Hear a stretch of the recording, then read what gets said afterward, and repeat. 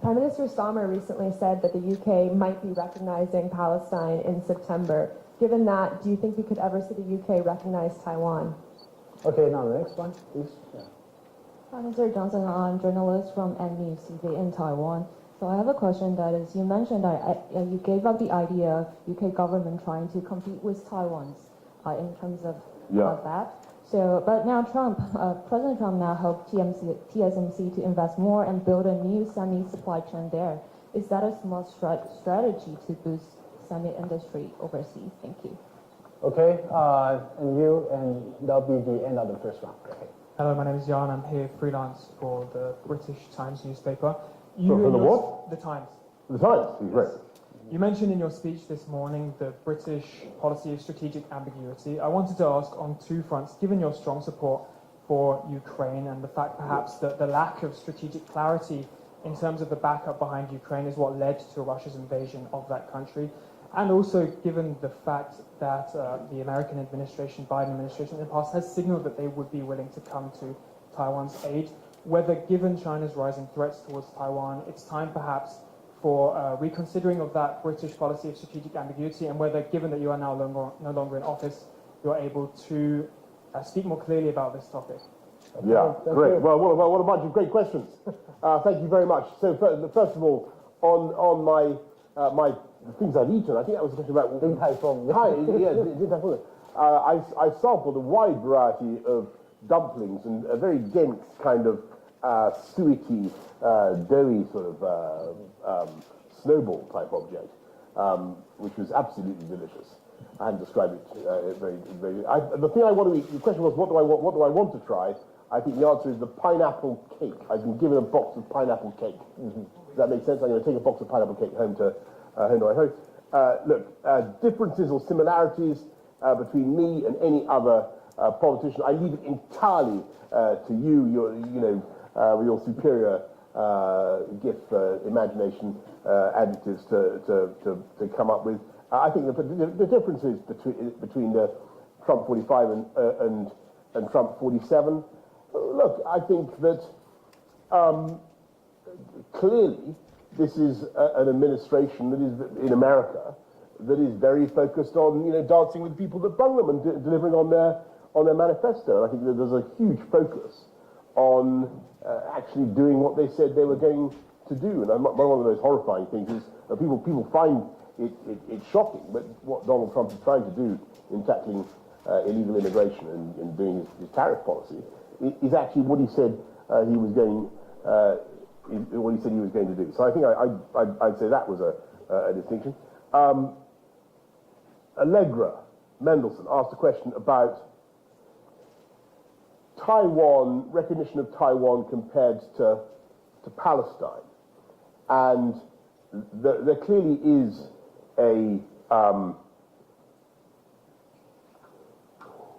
there's an analogy. There are two areas that both have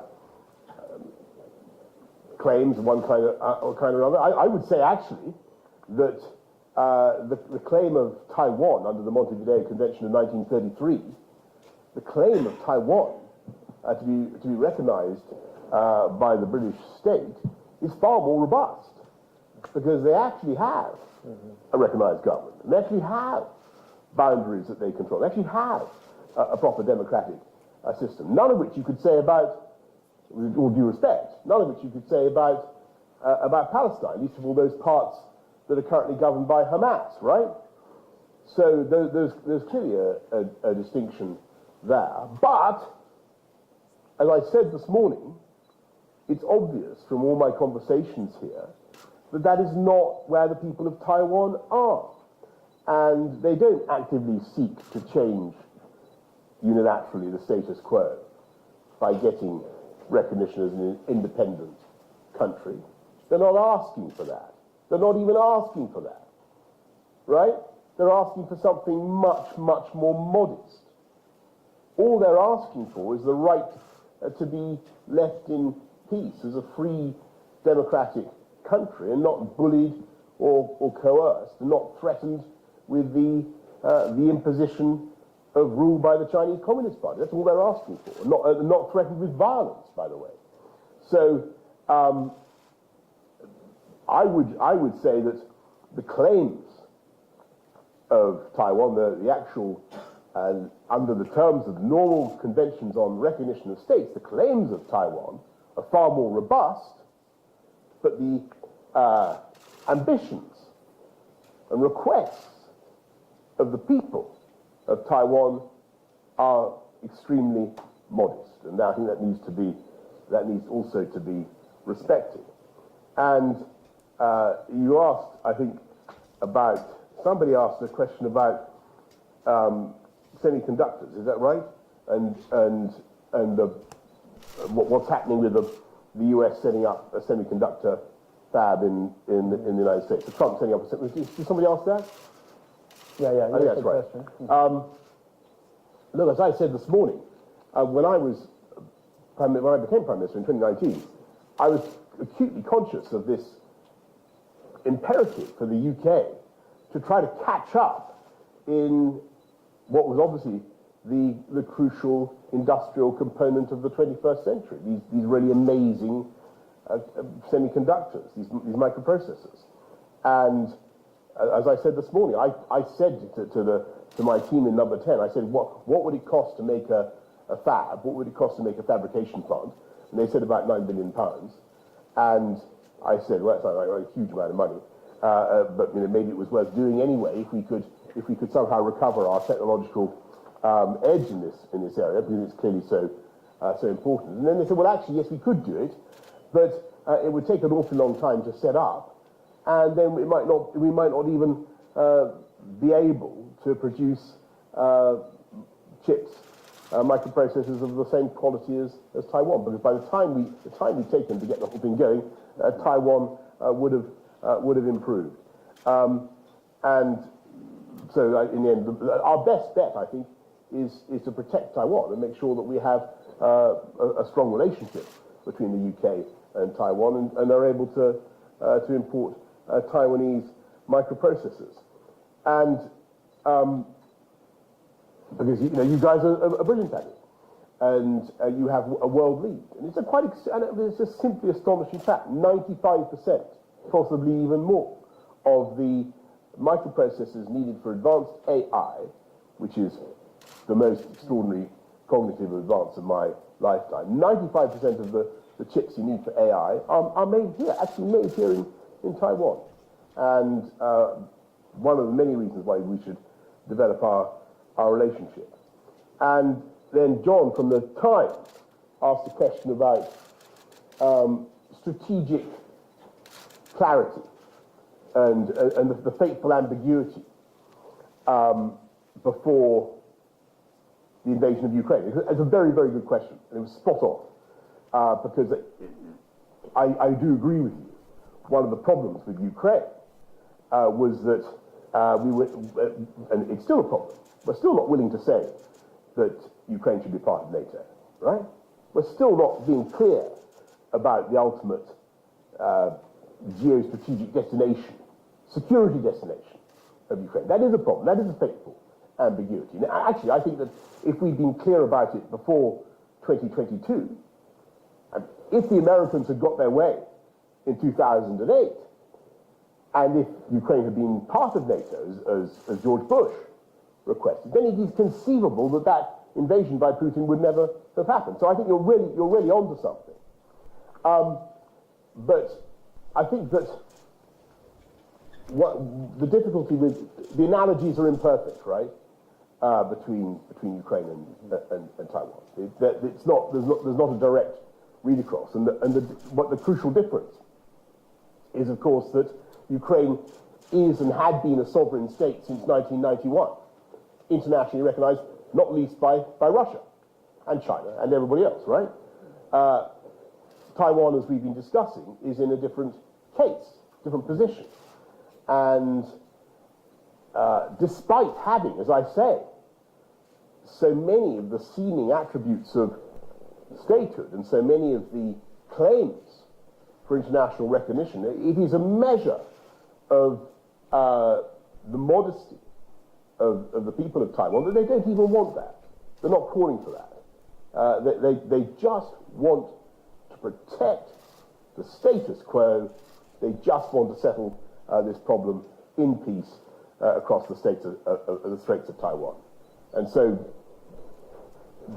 I think you're right in what you say about Ukraine, but the read across doesn't quite work, if that makes sense. Okay, thank you. We'll start with the second round, and first here, here, that, and then that, the 4 questions. Shirley Young from CNA, and following on my peers, CNA is a Central Taiwan News Agency. Oh, yes. And following on my peers' Is question, that a Chinese news agency? No, Central. Central News Central Agency News, sorry. Yeah. about Taiwan. Yeah, great.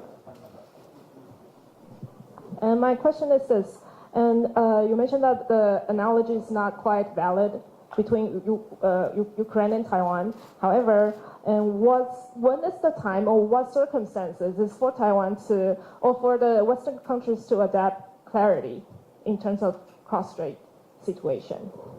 Okay, the next one. Yeah. Hi, Mr. I'm from ICT TV, and I will ask, how do you plan to support Taiwan despite not in office, and what is your advice on how Taiwan should align our interest with UK to ensure shared interest and mature cooperation? Thank you. Okay. The one behind. Thank you. I'm Julie from Thai Southeast and a digital media outlet in Taiwan.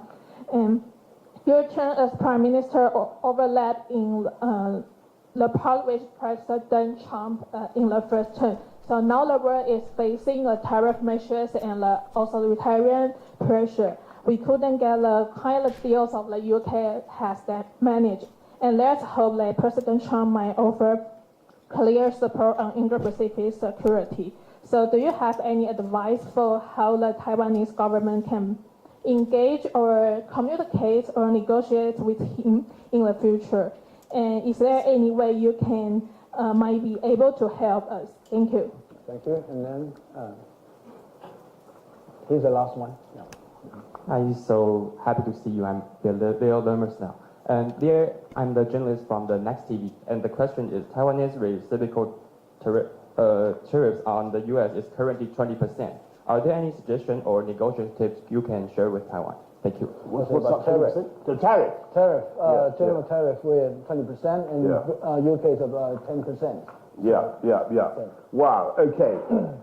So Central News Agency question about, back to this analogy. Look, I think, as I've tried to say, I think that you've got to be careful not to press it too far. But there is clearly one point of comparison which is very, very important, because at the moment, officially, from Beijing, we are being told that Taiwan could be unified with communist China by force, right?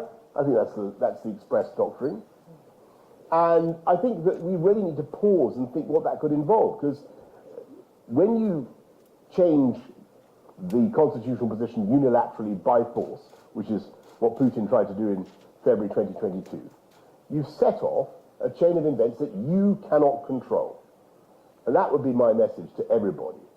Trying to use force in situations like this can lead to utter disaster, not just for the world, but for you too. You're firing, as I said earlier, a Sarajevo pistol, and you don't know where it's going to end.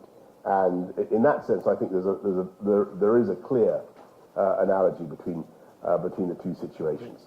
And look, on what the UK and Taiwan should be doing together. We're two islands, island peoples, sharing the same geostrategic perspectives. Neither of us want to see a change in the balance of power in this part of the Asia-Pacific region. Neither of us want to see a change in the composition of the first island chain. Certainly not. Nor does the United States, by the way, in my view. We share economic ambitions, and I think we should do more. I was thrilled to see that we don't have diplomatic relations, formally so-called, but we have an office, and it's very busy, and things are picking up, and there is more and more work being done, and the volume of trade both ways is actually growing, which is a great thing. And as I said, I was thrilled to be. I'm going to get it wrong again. Din Tai Fung. I was thrilled to be at Din Tai Fung, where they had this unimaginable variety of dumpling, because I remembered that the guy who was there was somebody I'd actually met in London when I opened the first Din Tai Fung in London, and there are now several. So I see strengthened economic partnership, and above all, I think that what must happen now is that the Western powers, the Europeans, must not tiptoe away from their engagement with Taiwan out of nervousness of offending China. Now is the time to show that we care. Now is the time to show that we believe in these values and that we're willing to stand together with Taiwan. Because the more emphatic we can be now about the need to protect freedom in Taiwan, the more misery, believe me, we can save later on. And I'm absolutely certain of that. And I think the next question was, what do we do? Somebody asked, rather flatteringly, what advice would I have to engage with Donald Trump? I mean, I think, I believe that the president is fundamentally a big supporter of Taiwan, and I think that he's in a position now where he's having to be a bit tactical rather than strategic, because he's trying to do a trade deal with China, as everybody knows, and that's why we're seeing some of this slightly puzzling events of the last few days. So I think fundamentally, Donald Trump is going to want to make sure that his presidency, I'm sure of this, his presidency is going to perpetuate a free, democratic Taiwan. And he certainly won't want to see that extinguished in his time. That's what you do on the tariffs. Well, obviously, I think that personally, I'm a free trader, right? I don't see why we're having these tariffs. I'm glad, by the way, that thanks to Brexit, hooray! Thanks to Brexit, we have low tariffs in the UK, or low tariffs being affected on the UK, much lower than the deal that we've got is actually much better than the EU deal. That, and, in all seriousness, that would not have been achieved without Brexit. But as to how Taiwan can imitate that and achieve that, here's an idea. What Donald Trump likes is deals. Come up with a deal. Mm-hmm. That's what I'd say. Thank you. Give him a success. Mm-hmm. I'll say that you're right earlier that Taiwan does not actively seek for the recognition, diplomatic recognitions, but we are really glad to receive any recognitions granted to us, as we are very much protected our remaining recognitions because they're important to us. So I think that thank you very much. Thanks for the Prime Minister for generously giving his time. He has a plane to catch, so we have to excuse him for leaving. So thank you very much. Excuse me for leaving. Yeah. Yeah. Sorry. I'm sorry. That's fine. No, that's fine. Sorry. You still have time. Maybe we've exhausted the appetite of this. Does anybody have any questions left? There's quite a lot of people. Okay. Why don't we just try to do three more? There are three more. Okay. The guy John from the Times we've done, right? Sure. 1, 2, and what's 3? Okay, there's 3. First one. Thank you. I'm Calvin from Taiwan News. And do you see room for post-Brexit UK and EU coordination on Taiwan-related issues such as trade diversification or supply chain resilience? Yes. I can answer that very briefly. Yes, I think, and I think that the EU is showing signs of really being much more muscular and engaged on Taiwan than it has been. I think it's a great sign. Okay, the next one. You previously said that fallout over Ukraine. Could you identify yourself, please? Sorry, Allegra Mendelsohn, The Telegraph. Oh, hang on, Allegra, we've had you before. Oh, yeah. Anybody else? I think this. Anyone who did not ask question? Okay. Mr. Johnson, my name is Walter Liu for Business Today, a major business publication in Taiwan. My question is, after the recent NATO summit, major European countries, like including UK, France, Germany, are preparing to burden more of the EU collective defense demand. But I think should any contingencies take place in this part of the world, it should be logical that European countries are unlikely to do anything about it militarily. So in that case, how we in Taiwan should look at the Carrier Strike Force 25 underway, or the aka Operation High Mast of the Royal Navy now in East Asia. Thank you. Thank you. I'll just answer that, and then let's knock this on the head. So I think it's very, very important that everybody in NATO, and that includes almost everybody in the EU, except Ireland, I think, everybody in NATO should be spending more on defence. And the UK is now at last going up to where I wanted it to be, nearer to 3%, but it's got to go fast. And I'm very glad that Taiwan is also going up to 3% of GDP spending on defence. That's essential. I think that I'm a believer in what we call the Indo-Pacific tilt when we did the Strategic Defence Review in 2021. I think that the UK, other European countries have a great deal to contribute in this part of the world, and it's one of the reasons why we had the Carrier Strike Group and follow-up operations and so on and so forth. I know that there are some voices in Washington who basically say leave it all to the United States. I don't think that's I think we should do it together. And I think what John Healey, the UK Defence Secretary, had to say the other day was bang on. The UK, Australia, America, these are the countries that have worked together side by side for decades and decades on problems like this, and I'm sure we will do in the future. Thank you all very much. Thank you. Thank you. Thank you so much. Thank you. Thank you. Thank you. And this way, yeah, please.